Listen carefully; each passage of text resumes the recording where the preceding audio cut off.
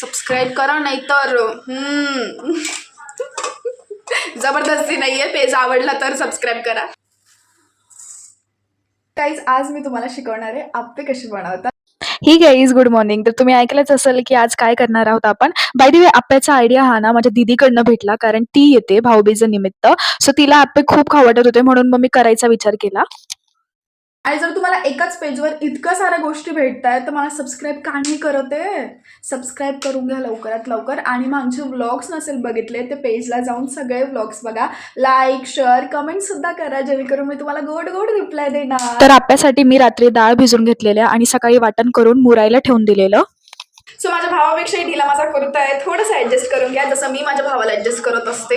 So पहिले मी इथे चटणी करून घेते जी आप्यांसोबत खातात. तर आता ही चटणी सगळे आपल्या आपल्या पद्धतीने करतात, बट मी इथे कशी करते ते सांगते. तर सर्वात पहिले मी शेंगदाणे आणि डाळ भाजून घेतले आणि मग मिक्सरमध्ये ही दोघं घेऊन सोबतच मिरची, कोथिंबीर आणि लसूण याचं वाटण करून घेतलेलं.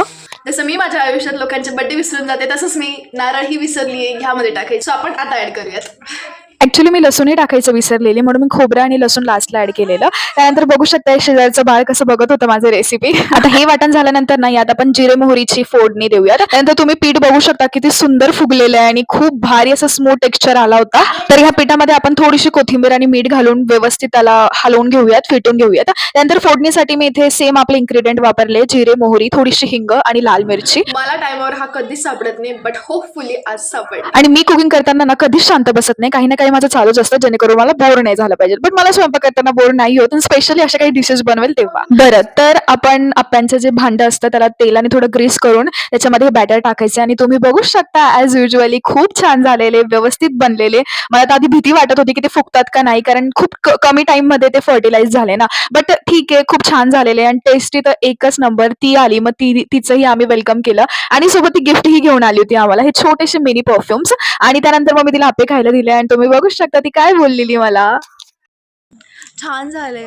चला, तर मॉर्निंग आणि आफ्टरनून चांगली झालेली आणि इव्हनिंग होताच खूप पाऊस सुरू झाला जोराने आणि इव्हनिंगला आम्हाला जायचं होतं बाहेर. आय मीन मॅडमला भाऊबीजीचं गिफ्ट म्हणजेच साडी घ्यायला जायचं होतं. सो आम्ही सोबत घ्यायला गेलेलो, तिथे साडी वगैरे बघत होतो तिच्यासाठी. बट मॅडमची चॉईस डिपेंड ऑन मी असते नेहमी, ती माझ्या चॉईसने घेत असते तिला काही घ्यायचं असलं तर. सो आम्ही गेलेलो तिथे, तर खूप साऱ्या साड्या होत्या. तर माझ्या नजरेत कोणतीच एखादी चांगली साडी येत नव्हती आणि आम्ही फक्त मग बघायचं काम चालू होतं. बट फायनली जाऊन मला एक ग्रीन काठपदराची साडी खूप आवडलेली, सो आम्ही तीच फायनल केली आणि तिच्यासाठी घेतलेली. त्यानंतर बाहेर आल्यानं काही खाल्लं नाही, असं कधी होणार का? सो आम्ही एकदम फेमस सायंताराला साबुदाणे वडे खायला गेलेलो, ते खाल्ले आणि सकाळचं आप्याचं पीठ थोडं उरलं होतं, म्हणून मग मी डोसा ट्राय करून बघितला, खूप छान झालेला. Thank you for watching. भेटूयात उद्याच्या ब्लॉगला. Bye bye, good night.